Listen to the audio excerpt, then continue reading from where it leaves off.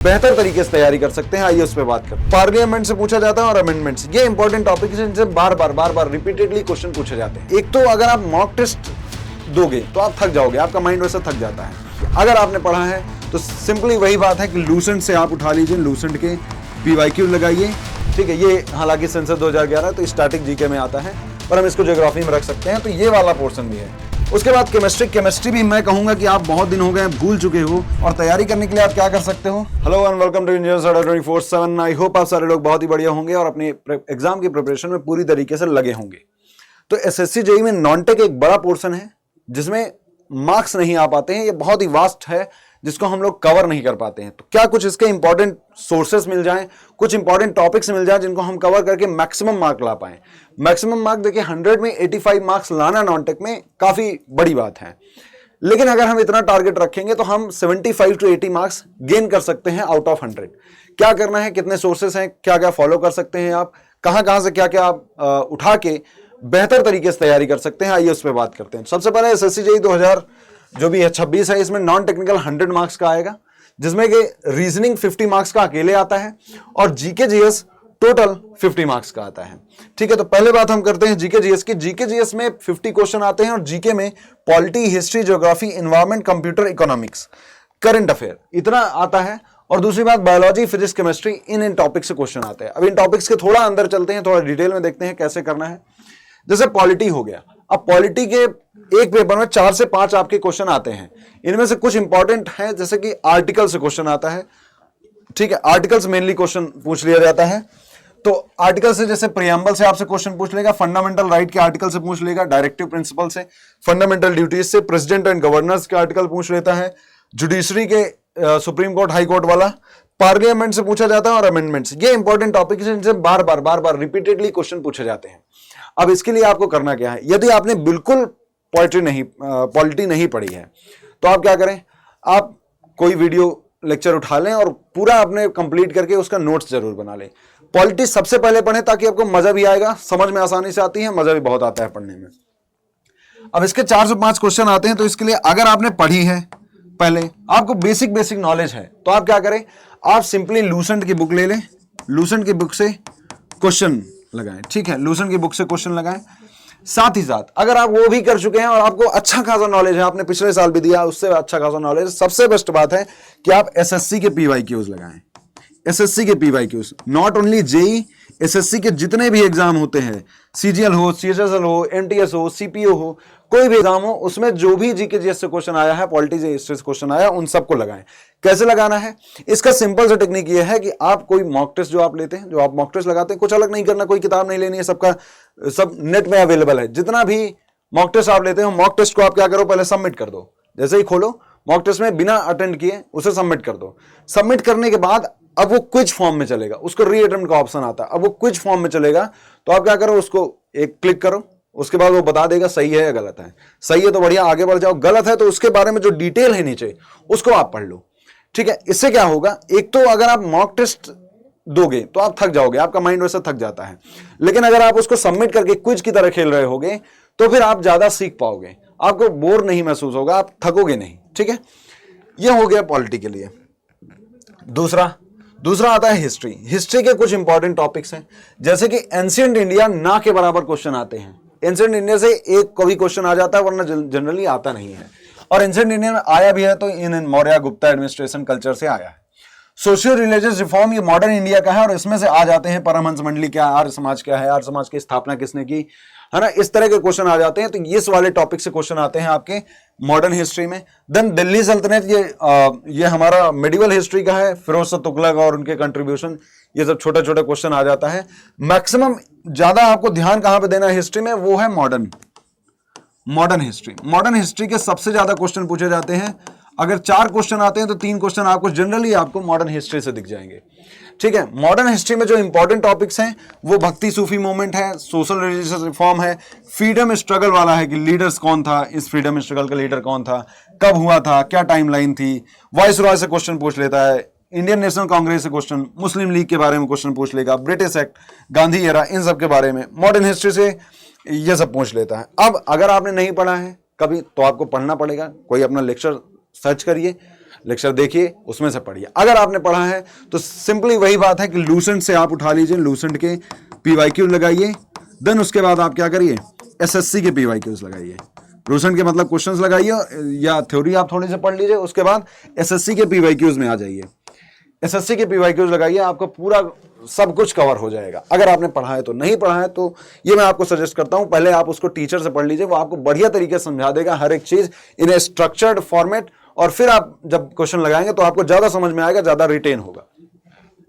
अगला टॉपिक चलते हैं। अगला टॉपिक देखिए ज्योग्राफी है। ज्योग्राफी में भी कुछ इंपॉर्टेंट टॉपिक, ये भी 3 से 4 क्वेश्चन आते हैं ज्योग्राफी के। और ज्योग्राफी के कुछ इंपॉर्टेंट टॉपिक्स जैसे रिवर से आपसे क्वेश्चन पूछ लेता है कि रिवर ओरिजिन कहाँ हुई है, इसके ट्रिब्यूटरी क्या है, किधर से किधर बहती है, ये क्वेश्चन पूछ लेता है। ये पूछ लेता है नॉर्थ से साउथ बहने वाले, नॉर्थ से साउथ जितनी नदियां हैं उनको आप अरेंज कर दो, इस तरह पूछता है। पीक्स और रेंजेस क्या है, माउंटेन वाला चैप्टर है। फिर नेशनल पार्क्स के बारे में पूछ लेता है। क्लाइमेट और रेनफॉल, क्लाइमेट वाले चैप्टर से आता ही आता क्वेश्चन है। देन उसके बाद बायोम से, ये जैसे टैगा है, ट्रॉपिकल रीजन है, टेम्परेचर रीजन है, इससे पॉपुलेशन से क्वेश्चन पूछ लेता है। ठीक है, ये हालांकि सेंसस 2011 तो स्टैटिक जीके में आता है, पर हम इसको ज्योग्राफी में रख सकते हैं, तो ये वाला पोर्शन भी है। इसके लिए भी आप क्या करें, अगर आपने नहीं पढ़ा है तो आप कहीं ना कहीं से जरूर पढ़ लें। वो आपको काफी याद करने की ट्रिक्स बता देंगे, काफी कुछ समझा देंगे, मैप में ड्रॉ करके बता देंगे, तो आपको ज्यादा समझ में आएगा। ठीक है, दूसरी बात, अगर आपने किया है तो वही SSC के आप PYQs लगाइए, जेई नहीं SSC के सारे PYQs उठा के लगा डालिए। ठीक है, जितने भी एग्जाम हैं आपके पास, बहुत सारे 2-3 हजार क्वेश्चन हो जाएंगे, आप सब लगा डालिए। और फिर आप जब अटेम्प्ट करेंगे, फिर आप जब मॉक टेस्ट देंगे, कोई नया क्वेश्चन आता है उनको आप नोट करते रहिए, आपके बेहतर तरीके से तैयार हो जाएगा। नेक्स्ट उसके बाद आता है स्टैटिक जीके। स्टैटिक जीके जो पार्ट है, इसमें बहुत कुछ पूछा जाता है। स्टैटिक जीके देखिए इसमें क्या क्या, नेशनल पार्क, ये भी क्वेश्चन आता है, नेशनल पार्क। अब इसमें स्टेट वाइज आता है, स्पेशल स्पीसीज, तो ये कौन समझाएगा। आप नेशनल पार्क क्या करो, आप यूट्यूब में ढेर सारे लेक्चर्स हैं, यूट्यूब में उठाओ और उसको पढ़ डालो। नेशनल पार्क एक दिन करा, एक दिन में सारे नेशनल पार्क खत्म, नोट्स बना लिए, उसको साइक्लिक आपको रिवीजन करते रहना है। देन टेम्पल्स और मॉन्यूमेंट्स कुछ होते हैं, इंपॉर्टेंट टेम्पल्स होते हैं, इंपॉर्टेंट रिवर और माउंटेन होते हैं, कहीं कहीं फोक डांसर से आ जाता है, बुक्स एंड ऑथर से क्वेश्चन आता ही आता है, एक क्वेश्चन तो आ ही जाता है। देन अवार्ड से क्वेश्चन आते हैं, निक नेम ऑफ सिटीज और ऑर्गेनाइजेशन से, UN, IMF, WHO के हेडक्वार्टर कौन है, कहाँ है, ये सब पूछ लेता है आपसे। तो इसके लिए आप क्या करिए, एक एक लेक्चर में टीचरों ने खत्म किया है, बहुत सारे टीचर हैं, आपको जिससे मजा आए उससे पढ़िए, लेकिन इनका नोट्स बना लीजिए। सबसे ज्यादा जरूरी है जीके जीएस में कि आप इसका साइक्लिक रिवीजन करते रहे, है ना। ये नहीं कि आपने पढ़ा और उसके बाद खत्म कर दिया, तो आपको रिवाइज करते रहना है। पॉलिटी, फिर ज्योग्राफी, हिस्ट्री। अच्छा, रिवीजन का सबसे बेस्ट मेथड क्या है, रिवीजन का बहुत बढ़िया मेथड है कि आपको ज्यादातर चीजें रिटेन रहे। वो ये होता है कि आप आज अगर आप लेक्चर देख रहे हो, तो आप जब कल लेक्चर देखने जाओगे तो ये वाला टॉपिक आप क्या करोगे, पढ़ के फिर से अगले दिन जाओगे, तो एक बार रिवाइज हो गया। जब आप दूसरे दिन जा रहे हो, तीसरे दिन पढ़ रहे हो, तो पिछले 2 दिन को कर दो, तो आप 3 बार एक एक लेक्चर को पढ़ रहे हो। और जब मॉक टेस्ट आप दे रहे हो तो उसमें बार बार कंटिन्यूअस रिवाइज हो रहा है। इससे आपकी रिवीजन बहुत बढ़िया हो जाती है और एग्जाम में आपको क्विकली याद आएंगी चीजें। ठीक है, अगर आप रिवीजन नहीं करते हो तो आप कितना भी पढ़ लो, हो नहीं पाएगा। तीसरा आता है जीके जनरल साइंस। साइंस वाला पोर्शन में क्या क्या आता है, फिजिक्स आता है, केमिस्ट्री आता है, बायो आता है। मैक्सिमम पोर्शन कहां से आता है, बायो से 9 से 10 क्वेश्चन पूछे जाते हैं। ठीक है, अब बायो से 9 से 10 क्वेश्चन पूछे जाते हैं। अगर आपने बायो नहीं पढ़ी, और बायो यहां साइंस में हम लोगों का बहुत दिन से कनेक्शन नहीं है, तो बायो में दिक्कत आएगी। तो बायो आपको पढ़ना है वीडियो लेक्चर से, ताकि आपको समझ में आ जाए। ठीक है, बायो समझने वाली चीज है, 9 से 10 क्वेश्चन आते हैं, इंपॉर्टेंट है। फिर फिजिक्स ठीक ठाक हम लोग समझ जाते हैं, फिजिक्स के क्वेश्चन आपसे आ जाएंगे, बहुत इजीली होते हैं। अगर आपसे नहीं बनते हैं, पहले आप क्वेश्चन लगा के देख लो। PYQs नहीं बन रहे हैं तो आप क्या करो, तो आप वीडियो कोर्स लो, अन्यथा कोई बात नहीं, है ना, वीडियो से देखो, वरना कोई बात नहीं। उसके बाद केमिस्ट्री भी मैं कहूंगा कि आप बहुत दिन हो गए भूल चुके हो।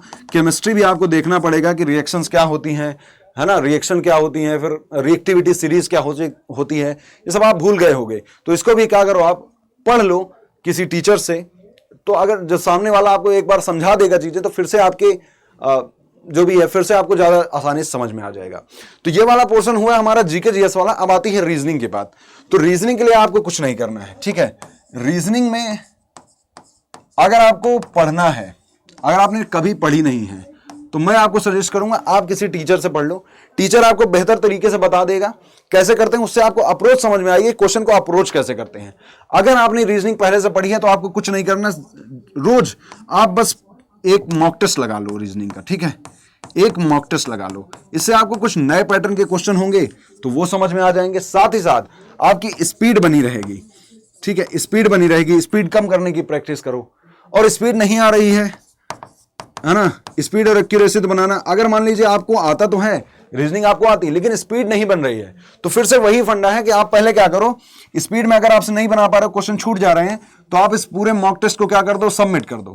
इस मॉक टेस्ट को सबमिट करने के बाद आप उसको सॉल्व करो, देखो कि आपसे क्वेश्चन बन भी रहे थे कि नहीं, कि आप स्पीड का ही रो रहे हो, आपसे क्वेश्चन बन भी रहे हैं।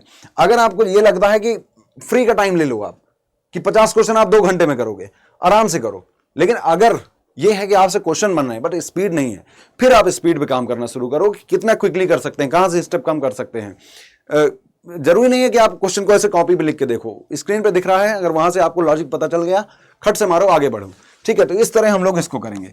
अगर आप रीजनिंग पढ़ना चाहते हैं, है ना, और आपने अभी तक नहीं पढ़ी, आप बेसिक से पढ़ना चाहते हैं, तो इसी चैनल पे मैंने प्लेलिस्ट बनाई, आप देख सकते हो। रोज लाइव होता है 11 AM पे, वो भी आप देख सकते हो, वो मैं आपको दिखा देता हूं। साथ ही साथ अगर आप SSC JEE के लिए सीरियस हो, SSC JEE की प्रिपरेशन कर रहे हो, तो अभी राइट टाइम है कि आप तैयारी शुरू कर दो।